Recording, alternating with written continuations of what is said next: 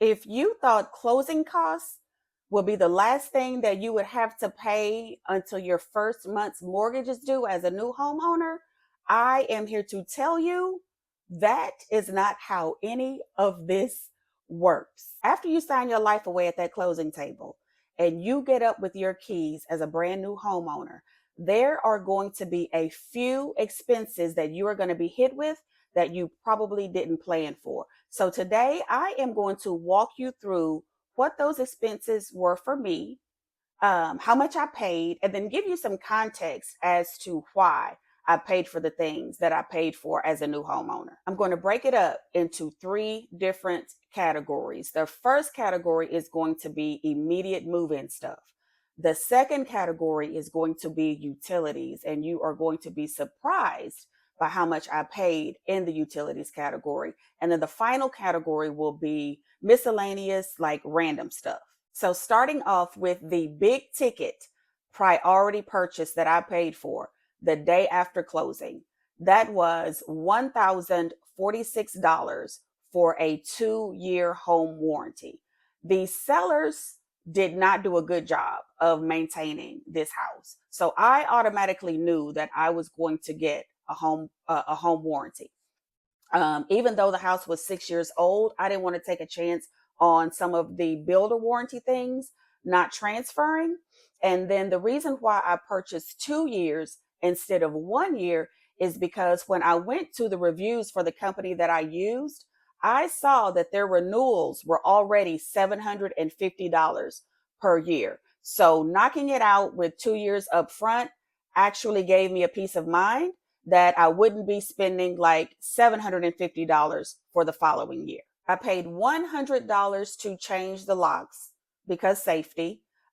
When you are buying an existing home here in Texas, the sellers aren't required to change the locks. They just hand you over the keys that they used for the house. And that was a no-go for me. So think about that as you look at some expenses that you may want to pay for, and definitely budget for having your locks changed. The next thing on the immediate move-in list was $140 to get the carpet cleaned.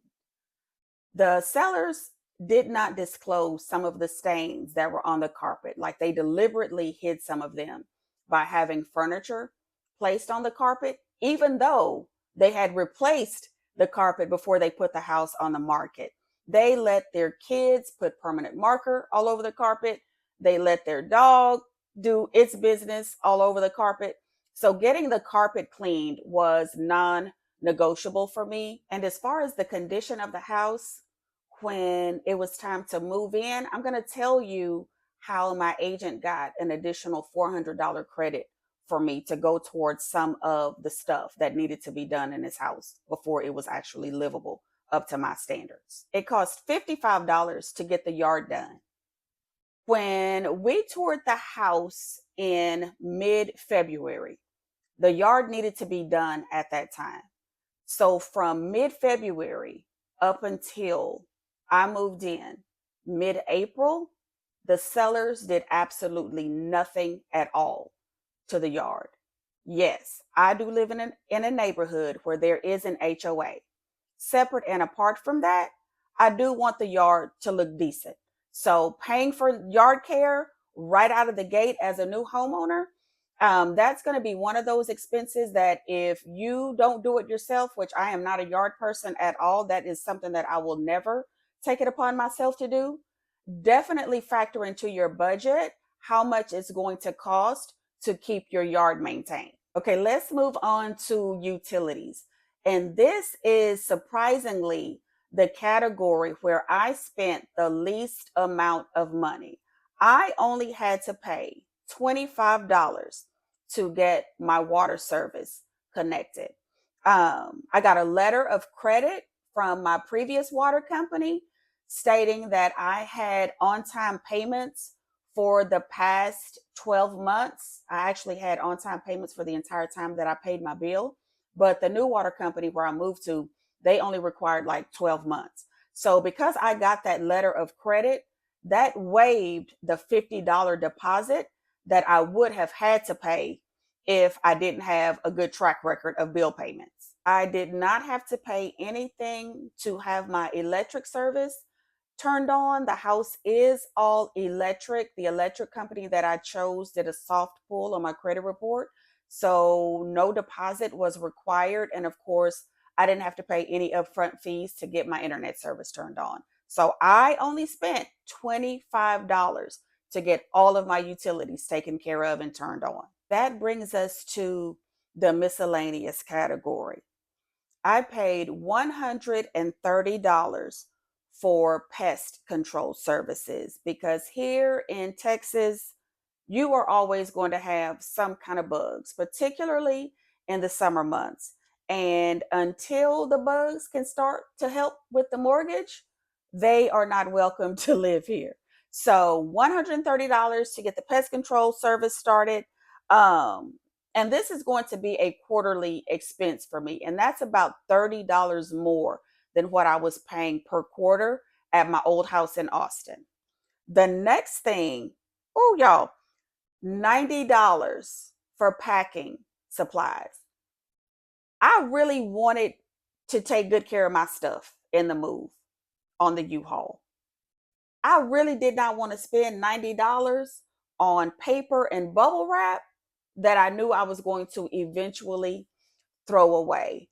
Buying boxes was completely out of the question for me. I went to a couple of stores, got some really good boxes, and took care of that.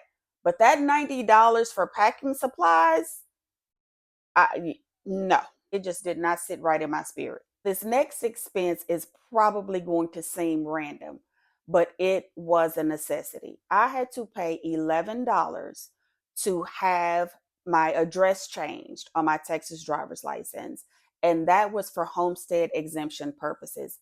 When you file your homestead exemption here in Texas, your homestead exemption address needs to match your driver's license, or else you can be disqualified for the homestead exemption. And I was not trying to forfeit my discount on these property taxes. So I went ahead and I came up off of that $11 to get my address changed. And then the last expense in the miscellaneous category was $35 for a brand new AC filter. So after closing and before I ever paid my first month's mortgage payment, I came up off of a grand total of $1,632. I told you in my previous video that I had a very, very good agent, and she made sure to get all of the safety related items fixed as part of our contract so that I was not moving into this house having to pay for things that the sellers should have been responsible for. For example, getting the chimney professionally cleaned. There were a couple of loose shingles and exposed nail heads that came up in the inspection. The sellers paid for that. The breaker box had like a warning like light indicator on it. All of those expenses came out of the seller's pocket. In addition to that, we also negotiated an additional $400 credit that came back to me to have the house professionally cleaned. Because believe it or not, as part of the contract with me, agreeing to purchase the house, we had said we wanted the house professionally cleaned. The sellers did that, but they did it before they moved out. So by the time they moved out, the house was dirty all over again. Like, it was to the point to where I could have walked away from the contract and gotten all of my earnest money back. So they agreed to give me an additional $400 so that I could pay to have my own cleaners come in and clean the house from top to bottom and get it livable for me. You may have noticed that actual moving expenses, like the U-Haul truck, that was not a line item. And that's because a loved one took care of that for me. I did not have to pay for the U-Haul. I did not have to pay for the movers to pack up or any of those things. So that saved a tremendous amount of money. So since this is not a new construction home, these are the things that I chose to pay for so that when I moved in, the first night that I spent here, It felt comfortable, it felt clean, I felt safe, and everything was done up to my standards. Even with the $1,000 home warranty expense, there are two reasons why some of these expenses didn't catch me completely off guard. And reason number one is because I moved from a house into a house. If you are moving from an apartment into a house, some of these expenses will be new to you. The second reason why these expenses didn't catch me off guard is because this is my third time around having the bank as my landlord. So I knew what to expect coming into this. You know, when you are going through the home buying process, so much emphasis is placed on getting to closing. You know, just get to closing and everything's going to be okay. Get to closing and it's going to be downhill from there. But honestly, that's just the beginning. From closing, that's where everything starts to add up.